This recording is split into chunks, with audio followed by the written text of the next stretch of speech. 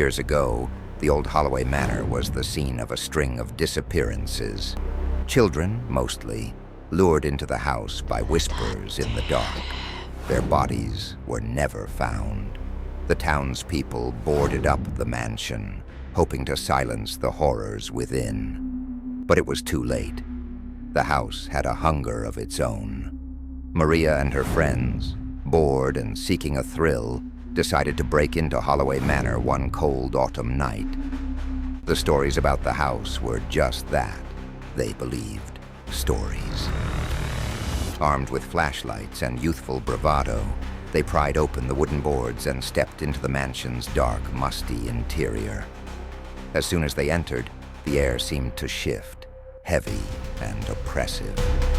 The walls, covered in peeling wallpaper, felt like they were watching. Maria shivered, but she shrugged it off, laughing nervously with her friends. They started exploring, teasing each other with ghost stories, their voices echoing in the empty halls. Then the whispers began. At first, they were faint, like the wind brushing against the house. But soon they grew louder, more insistent. Maria froze, her heart racing. "Did you hear that?" she whispered. The others nodded, their faces pale in the dim light. The whispers seemed to come from the walls themselves, low voices murmuring unintelligible words. Maria pressed her ear to the nearest wall, hoping to understand. But the moment she touched it, she felt something cold and wet seep through the wallpaper.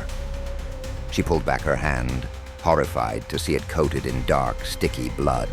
Suddenly the floorboards beneath them creaked, and one of her friends screamed. The walls began to shift and ripple, like something was moving inside them.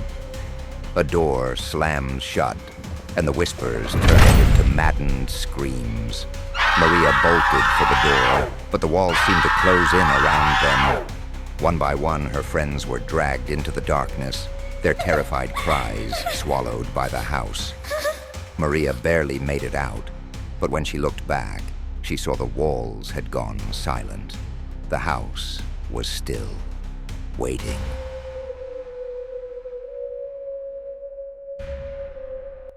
And in the quiet, she swore she could still hear the faintest whispers calling her back.